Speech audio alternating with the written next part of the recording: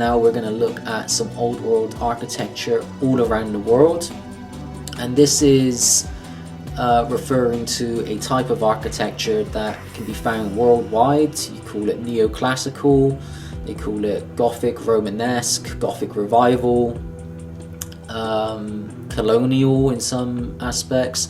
They've got all these different words for it to describe it, and you know, architectural enthusiasts are probably rolling their eyes. Oh, it's all different stuff, it's all different. Well, when you look at it, it all looks very similar. It all looks like it's got the same signature from the same builder race. To me, you may disagree, but I think that we can find a uniformed architecture throughout the whole world that was still present leading into the 19th century. A lot of it's been destroyed now and been replaced, or a lot of it's been repurposed, and a lot of it's hidden away behind the, I would not going to say the marvels of modern architecture, but behind the immensity of large skyscrapers and glass buildings. You kind of, it kind of distracts you from the original masterful works of art.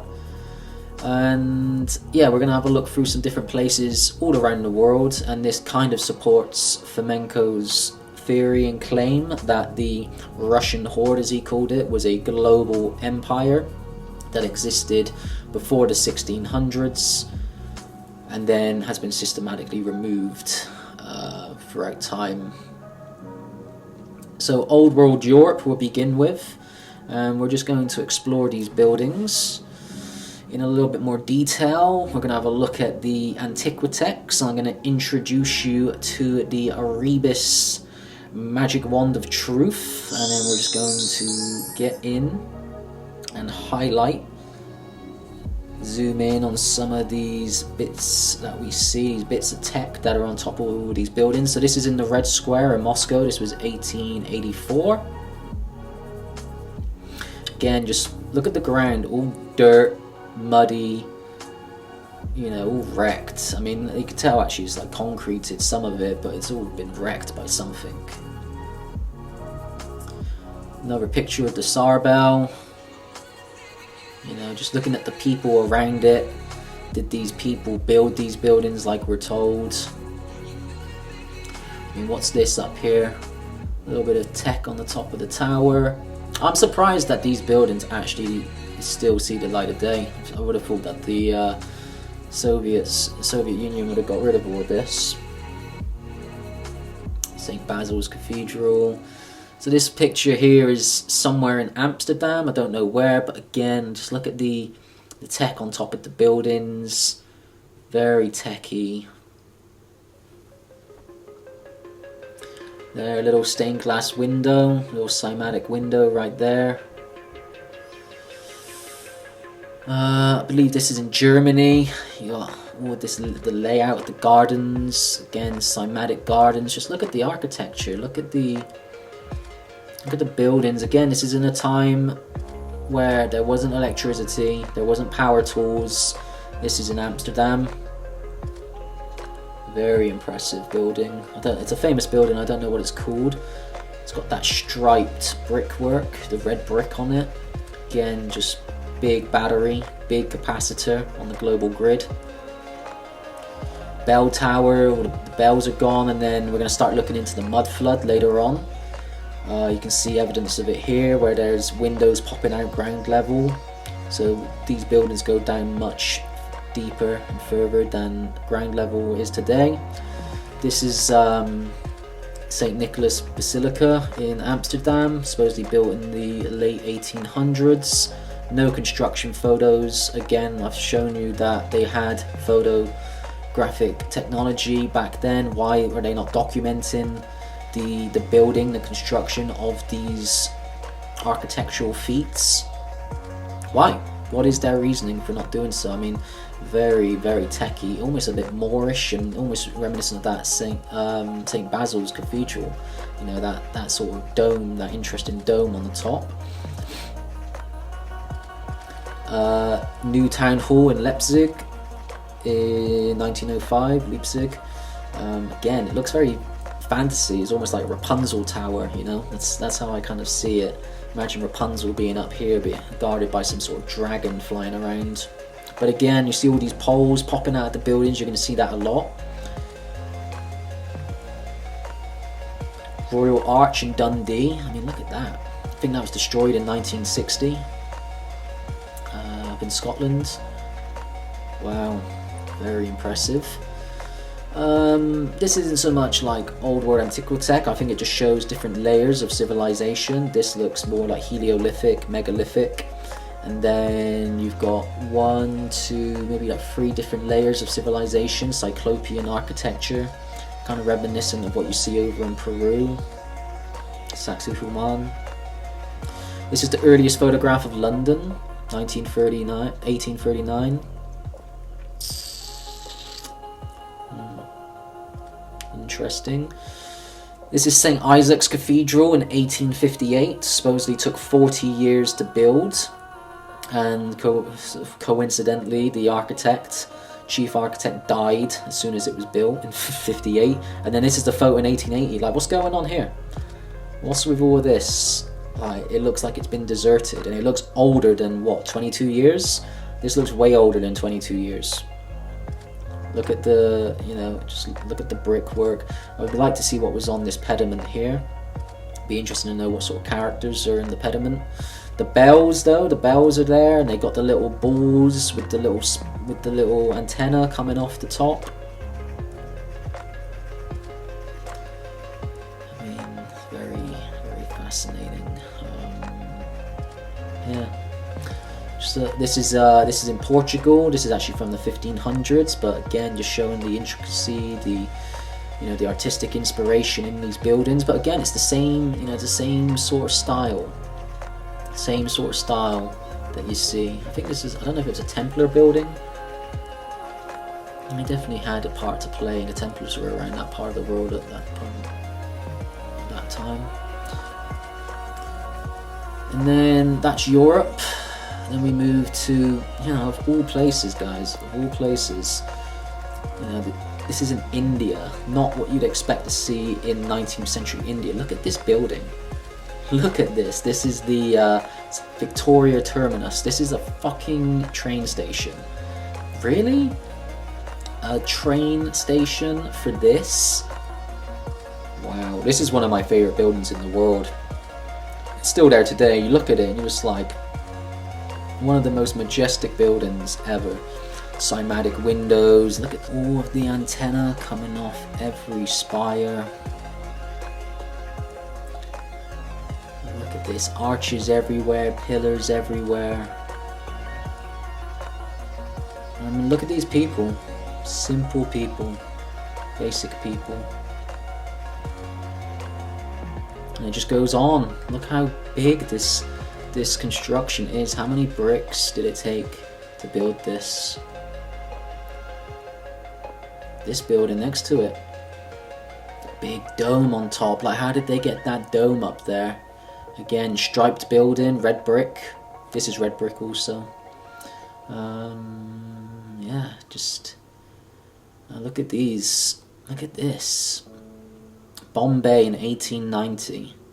What is India doing building these sort of buildings in 1890? Now, I know that the British have had a lot of influence on India all the way back from the British East India Company in the 1600s. I get that, but it doesn't explain how they're capable of this sort of level of architecture.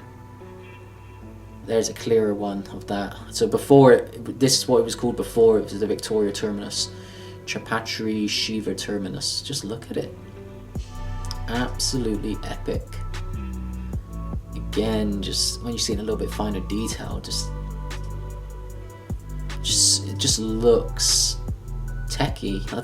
Keep using that word. It's just like, it looks like a computer component. It looks like a healing device, a machine. Here we go. Just what you'd expect to find in Bombay. A university convocation hall, 1890.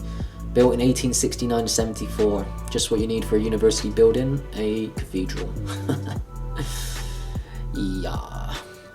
And then we have flora fountains. So what we see here in the center of Bombay is this little ornamentation called Flora Fountain, which was built in 1864, but this photo was taken in 1890, dedicated to the Roman goddess Flora.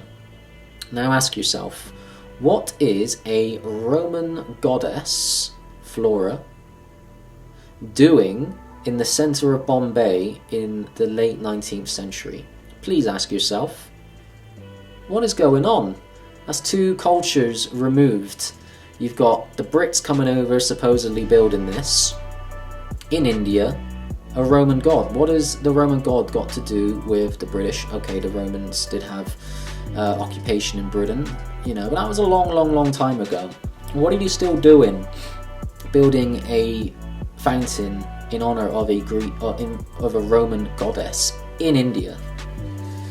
Unless it wasn't the Brits who built it, unless it was another culture that built it. Again, look at all these buildings behind, just spires everywhere. These simple people walking around, they haven't even got fucking shoes on. Just dirty feet people, bare feet people, walking around in fucking mud. Wrought iron everywhere.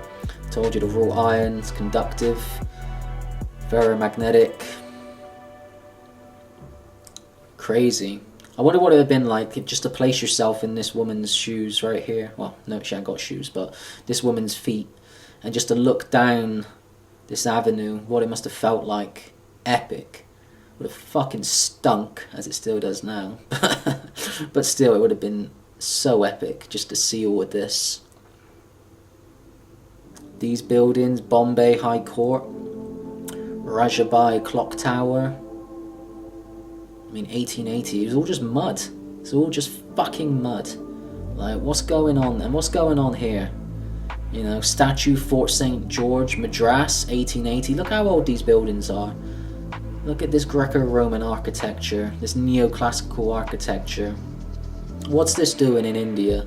These people, you know, just this guy down here. Look at him, just fucking pants. That's all he's wearing. And these people helped build this.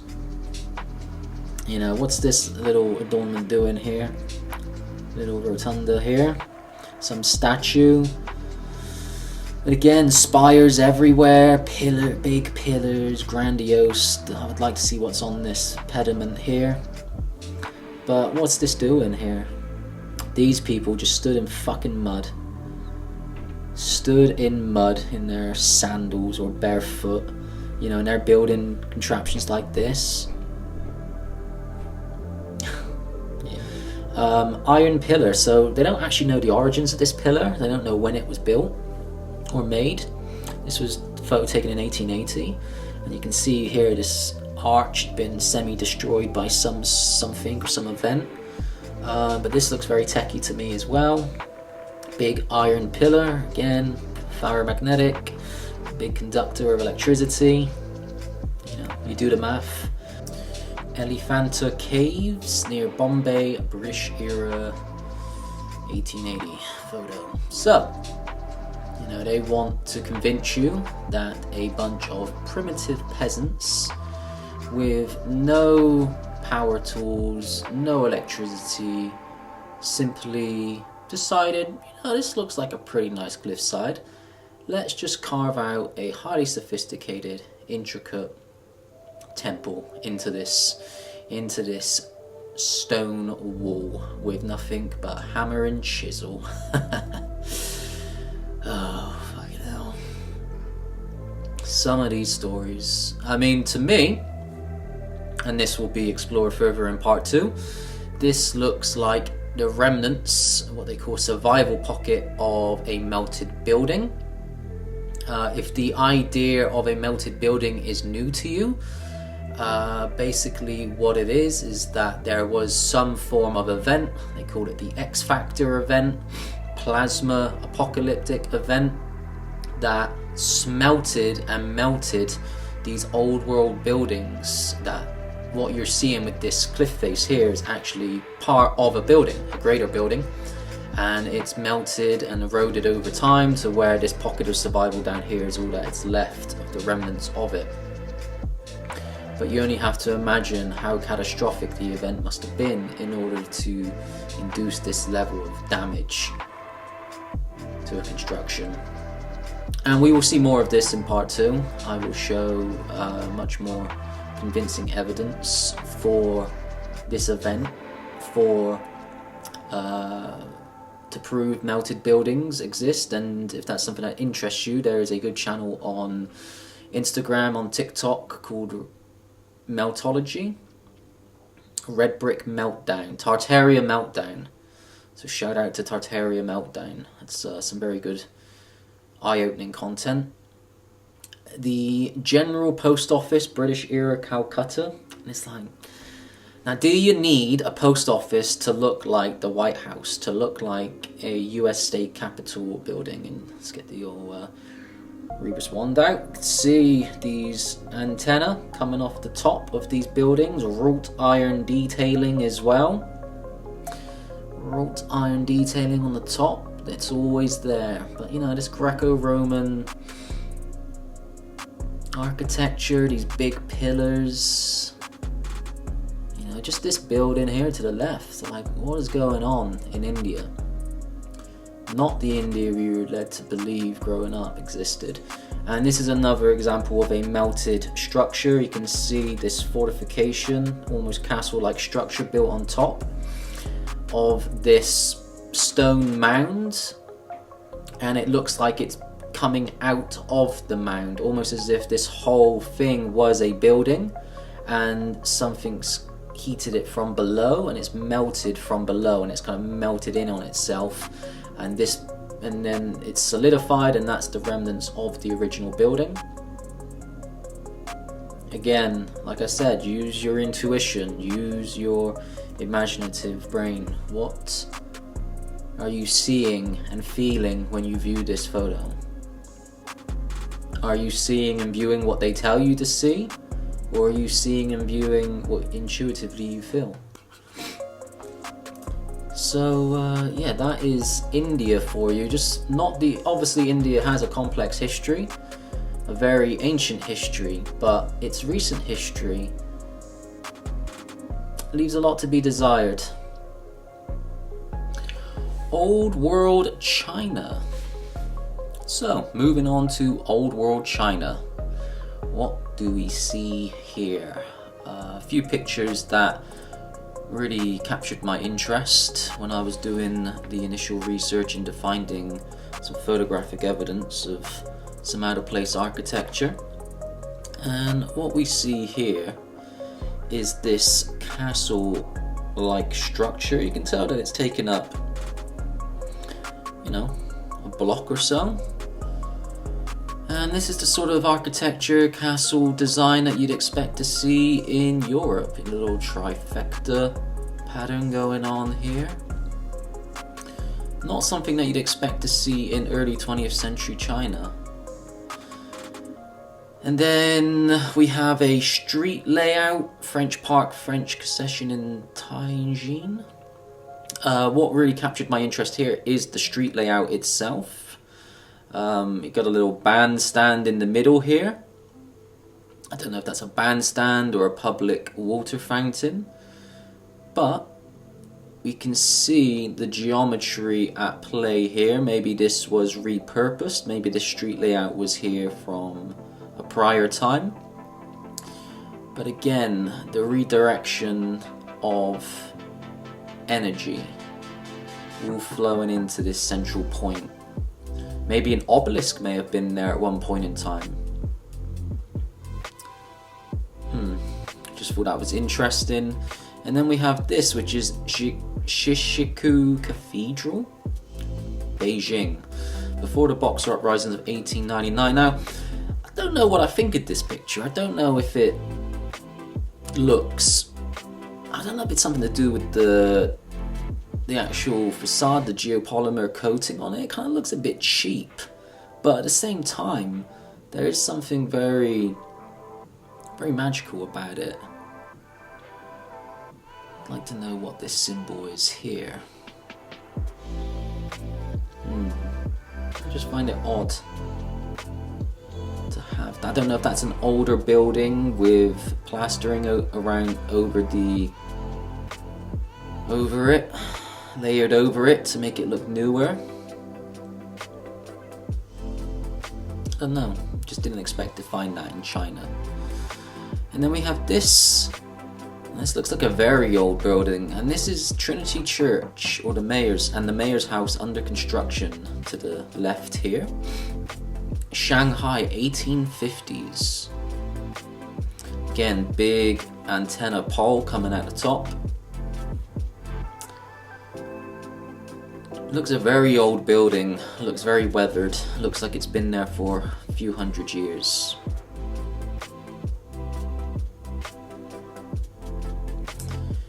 And then we have northeast corner of the city wall and temporary graves of Zhenhai 1870. So this is another example of a melted structure. You can see the top here that has survived. And they will try to convince you that they've just built off the top of this, but when you actually see how the masonry joins to the rock, it's merged. And you see that all over. You see it a lot here in the UK and a lot of examples in the US, all over the world. The rock's always like merged in, melted in almost into the foundation rock, which just, I don't know how they've done that. And then you have this little door down here, this little entranceway into the caves, which the caves will probably be the remnants of the melted interior. Thought it was interesting nonetheless. Now this is the sort of architecture you expect when exploring ancient Asia. Well, this isn't ancient, this is very recent. But you can start to see the tech here, just up on the top. You know, it looks very coil-like, doesn't it? Like you'd see on an electrical pylon. But then what interests me is seeing all this foliage. All this foliage just growing off the windowsills here, off the edges. Now why hasn't that been cleaned up? Why isn't this being preserved and looked after? Why has this just been left derelict? I mean, you got this tree that's kind of growing through this construction here. And it just makes me wonder why they've just let it rot. Why hasn't someone come in and renovated this place? Unless it was something recent that happened that caused localized destruction and people needed to evacuate this area. Maybe a flood, and the flood carried over all the mud onto the top of this. And then the mud, obviously, from there started to grow all this foliage. I don't know. Don't know what to think. The Panzu Pagoda, Haitang Temple, Guangzhou, in 1875. And then here's another one. So this is in Randangta, Tangzhou near Beijing, 1870. But it's the same thing, you know. You got mud floors. You know, this looks old red brick. Looks destroyed. And then we get to this, and you can see up here what's going on here. Some sort of metallic, like, or like a spiral with like almost looks like a little bit of a star in the middle, but again looks very techy. Very techy. Does make me wonder what was going on in China in the late 19th century.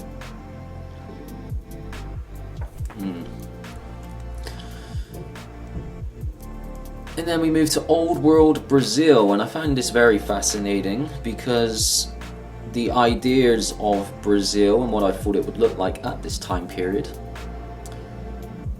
was not what I found. Rio de Janeiro. So I've been to Rio. I spent a number of weeks traveling around Brazil during my times on the cruise ship, and we visited Rio a number of times as our port of call. And it doesn't look like this anymore. No favelas in sight here, but again, look at this wrought iron or detailing all along the top of these buildings attached to antenna. It almost looks like you're walking through Paris here, walking through Europe. I know the Portuguese had their influence in time of occupation in Brazil, but it doesn't explain how they've managed to build these sort of buildings. I mean, look at this. Literally is like what you'd expect to see from a place like Paris. These buildings look old. You know, there's that striped building again that I shown earlier. Had them in the Amsterdam, the red white striped buildings.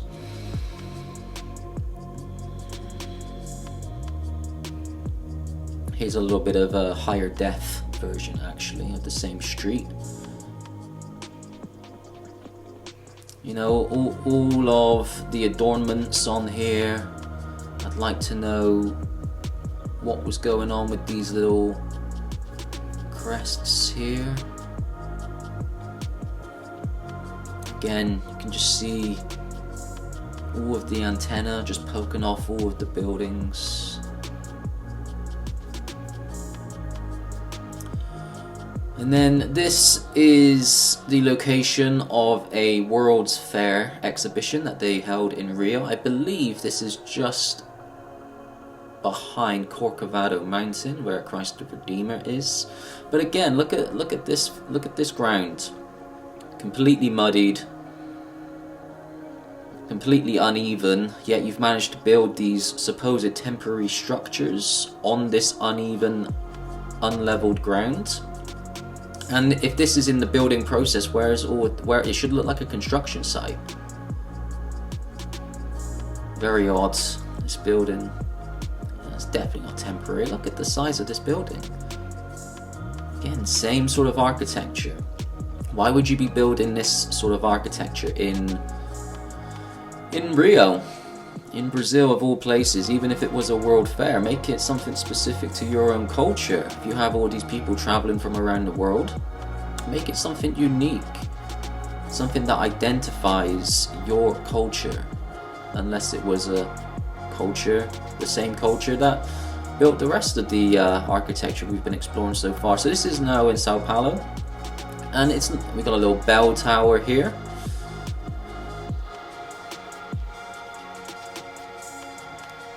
Nothing too advanced, I just wanted to bring these pictures up. We've got muddy floors again with the, like, where is the foundation for this? A little bell tower there actually. A bit more primitive, but a bell tower nonetheless. And this, look how scorched this looks. I don't know if that's weathering or what causes this darkening of the stone, of the masonry, but it's looking pretty scorched. And then here we have, you know, as you do, an obelisk in the middle of Brazil in 1862. Just some little back-end town and some little back-end suburb of Sao Paulo, and we've got an obelisk. The obelisks, of course, played a vital role within the Earth grid, as could be argued that they played the role of an antennae. Look at this, look at this. Again, just very simple people, you know, people just trying to survive, people just trying to get on. And then you have architecture like this, which, okay, granted, it's not as super as advanced as some of the others, but look how old this looks. Still got little bits of tech remaining on the top, but it looks like it's been scorched. Looks like something's just ran through this place. Fucked it up big time. Or the wrought iron again on the window ledges, on the balconies here. We've almost got like a little ball here. I wonder what would have been on that ball. Maybe a little ball of mercury? Maybe. Maybe not. Just observing. So that's Old World Brazil. And then we move to Old World South Africa. Again, just another surprising place to visit in the late 19th century. Same sort of buildings that we see here. Again, wrought iron at the top here.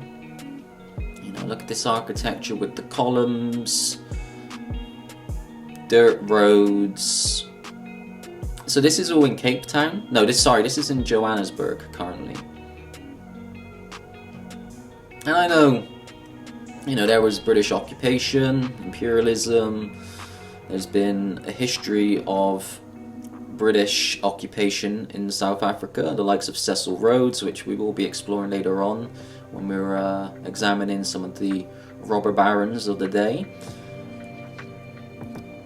But I just find it hard to believe that these people here can build buildings like this.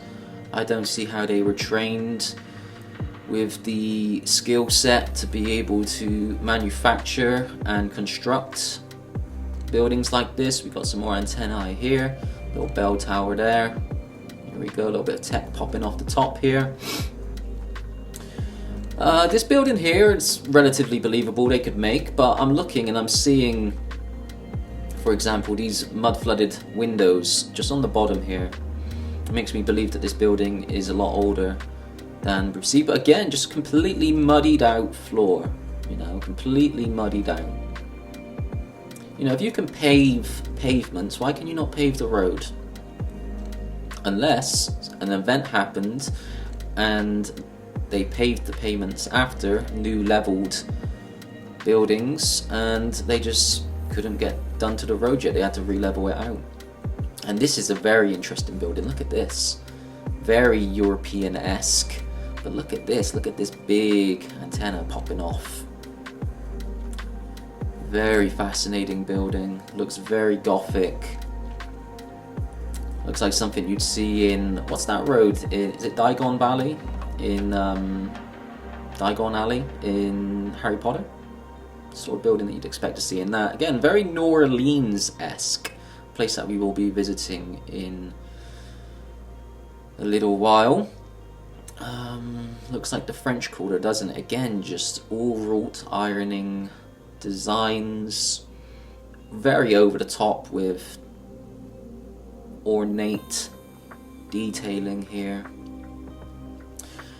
And then we're moving on. So now we're in, this is in Pieter-Maritzburg. I don't know if I pronounced that right, 1901. So this place here, this city hall was supposedly built in 2 years. And this is a big city hall when you look at other pictures of it.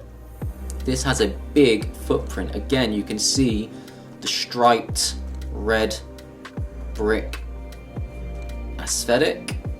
A few different little bell towers, one there, one here. And again, we're led to believe that these people, you know, look at these people, just trying to survive the British occupation, trying to make a living, trying to provide for their family in a place that is still ridden with poverty. Yet they have the ability and resources just to construct a masterful piece of architecture. Look at these columns over here. In the space of 2 years, nonetheless, when they didn't have electricity, they didn't have power tools, they've got telegraph. This building looks quite old here. So now this is in Cape Town, this is on the beach. And look at these buildings. These buildings are very reminiscent of something that you would see in Galveston in Texas. I've been in Galveston and I was taken back by the style of architecture that you find there. There's something about the style of architecture in Galveston, Texas that's very, I don't even know the word to describe it. But it gives you a certain feeling when you're there of just out of place, out of time. Again, just techie bits popping off the top here. This looks buried. This looks very, very unsymmetrical. It looks way too wide. It looks like it should have an extra few floors to balance that out. My personal opinion. Darling Street again. So with the Opera House in the background here. Again, little bell towers. Mid 1860s, looks very old. These brick facades, very old on these buildings. So Old World South Africa, and now we move to Old World Australia. So we're going to be looking at late 19th century on these pictures. And this is about 100 years, give or take, from the supposed discovery of Australia by Captain Cook, and less than 100 years from when the British supposedly exiled all of their felons and dregs of society over to the prison colony of Australia. And within less than 100 years, they're building stuff like this for a post office. Nonetheless, they've got so much resources, so much time on their hands, so much artistic inspiration, that they're just going to build a post office like a European palace with a big clock tower, big bell tower here, big antenna. I mean, even this building over here is a little bit overkill. You know, what's that, like 12 plus stories to it? Again, I think it's this one. I'm not too sure. It was supposedly built within, like, it's got a real stupid backstory to it. The Queen Victoria building, Sydney, 1898. I think it was built in like 1 or 2 years, but this looks very kind of Ottoman style. You know, this is something you'd expect to see in Istanbul. Something you'd expect to see, you know, around that part of the world, just with these domes, and you got these little balls on the top of it. Again, something going on here. Maybe there was a bell, but on big dome, big rotunda there. You know, all these columns. What is going on with this? Like, if you're going to build a building in honor of Queen Victoria for the Commonwealth, you would build it to look traditionally British. This doesn't look traditionally British whatsoever. St. George's Cathedral, Perth in 1860. Not necessarily an impressive building, but it's very old looking. Like, that looks older than 100 plus years to me. It almost looks like it's been dismantled, like something was on the top here as well.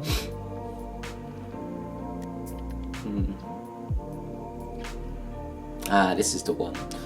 The Melbourne International Exhibition of 1880. So, this building here, look at this masterpiece, right?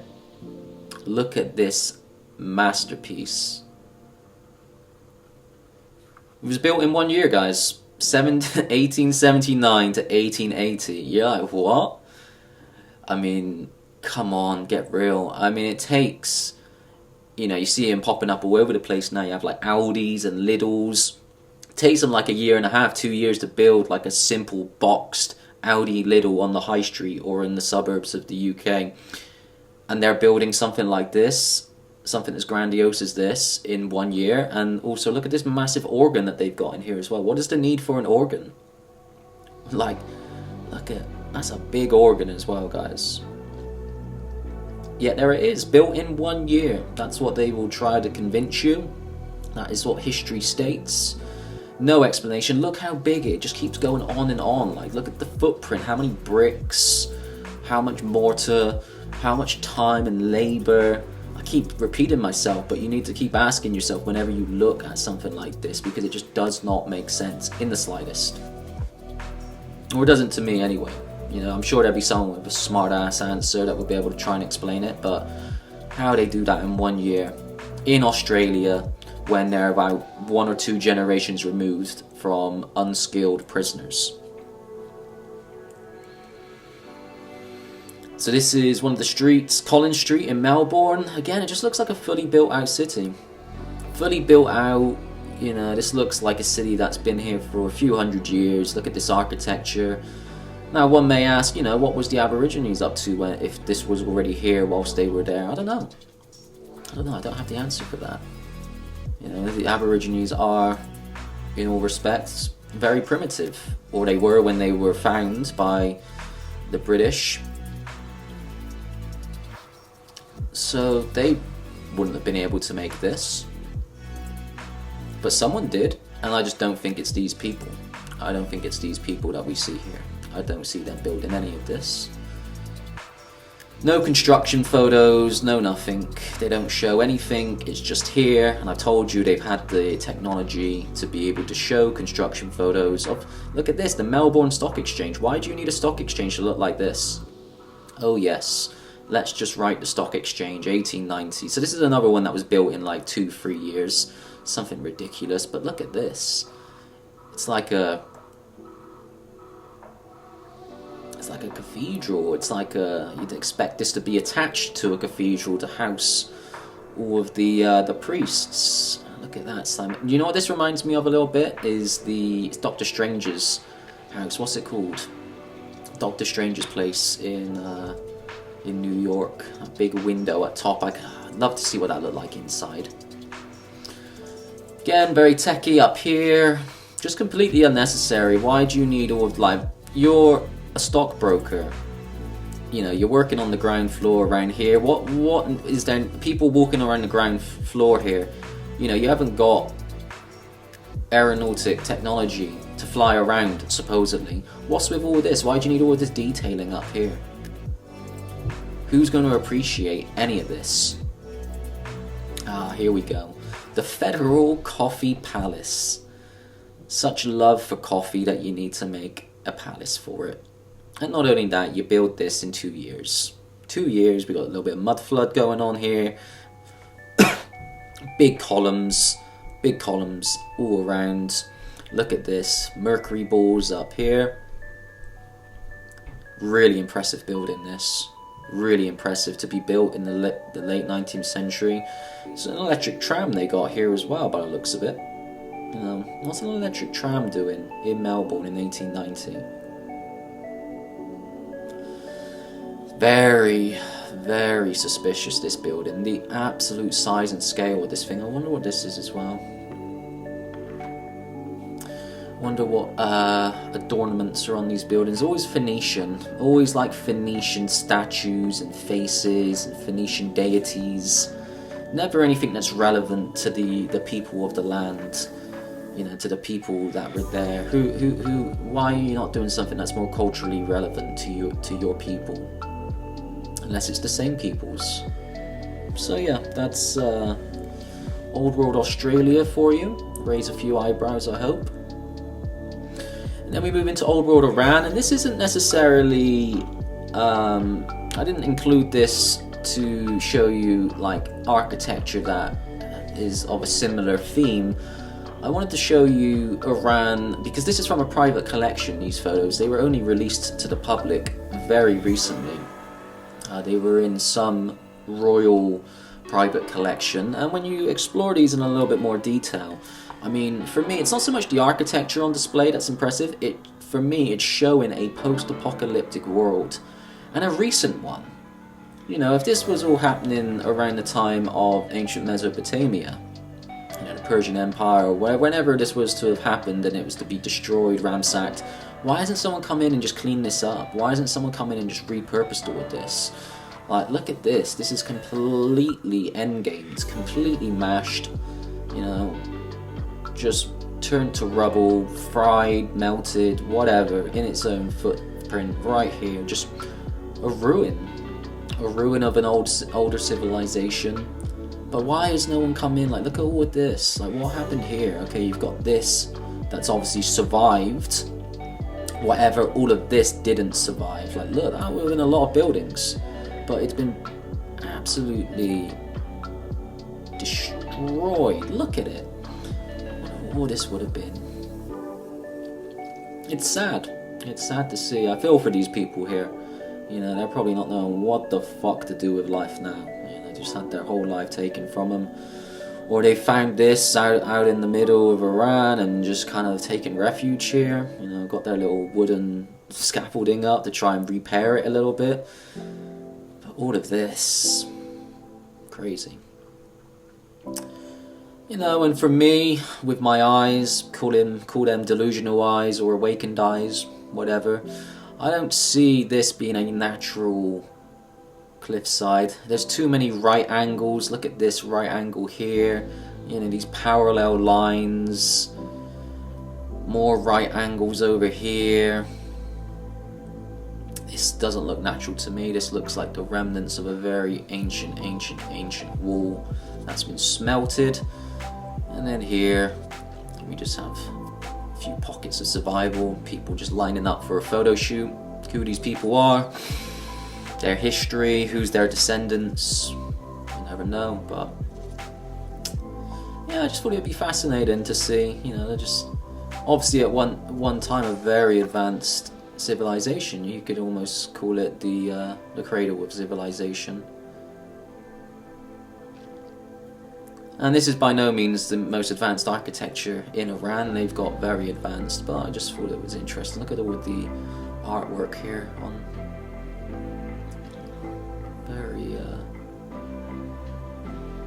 very beautiful.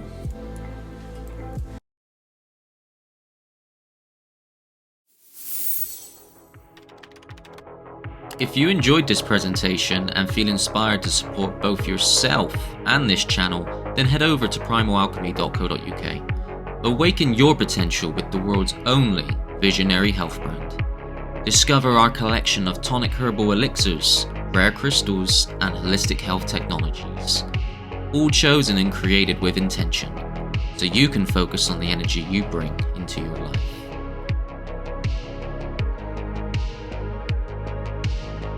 Whether you're grounding yourself, seeking clarity, or elevating your routine, Primal Alchemy supports every step of your journey.